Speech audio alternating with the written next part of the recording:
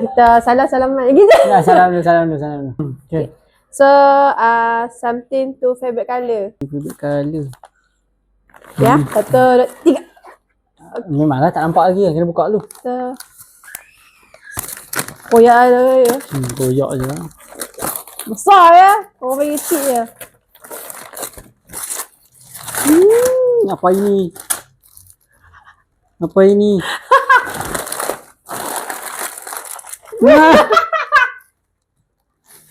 No. Boxer. Okay. Saya tahu kau lagi. Apa itu?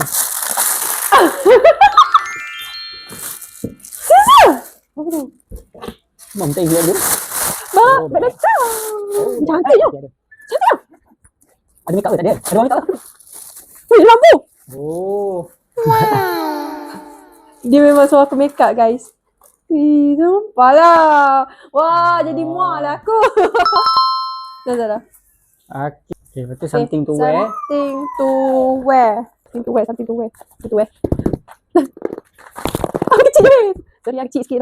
So, tak tahu lah. Tahu dia deodorant nak habis.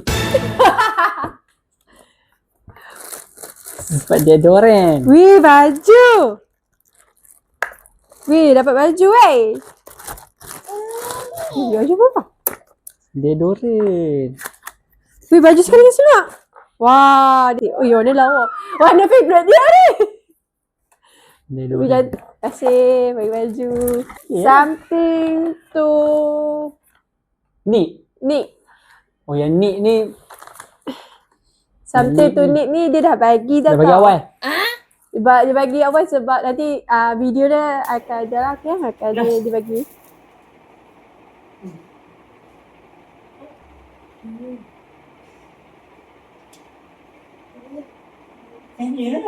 Pasal pula?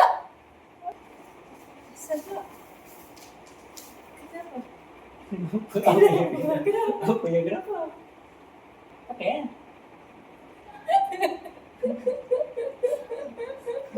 Akan ada lah, okay? Akan dia bagi. Gitu. Okay. Tu yang next. So, tapi untuk dia ada lah. Something to Nick. Buka tu. Something to Nick. Apakah something to Nick? Wow, jambang. Wow, tak dah. Ini dia CKF ni, kita CKF ni. Itu iPhone. Ada dekat hidung. Hidungnya. Ni punya bateri. Wow, memang nak beli lah itu ni. Kita terus buat demonstration. Okay, dah. So, something to random. Random ni betul-betul random lah. Ni betul random lah. Tak baik. Okay, dah. Something to random. Wah, aku bagi kecil. Frame.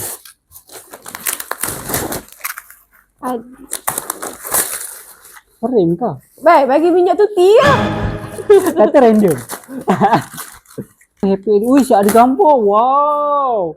3 tahun kita bersama daripada 2 hati kini menjadi sebuah keluarga kecil. Allah ajarkan kita seorang puteri sebagai penyeri hidup dan penyambung cinta. Terima kasih atas segala kasih sayang, kesabaran dan doa yang tak pernah putus. Semoga keadaannya dia terbahagia. Wow, cantik. Janganlah. Ada gambar-gambar tu. Mus dan Mira, happy anniversary. Wow. Emas. Random. Pani. Weh. Pani.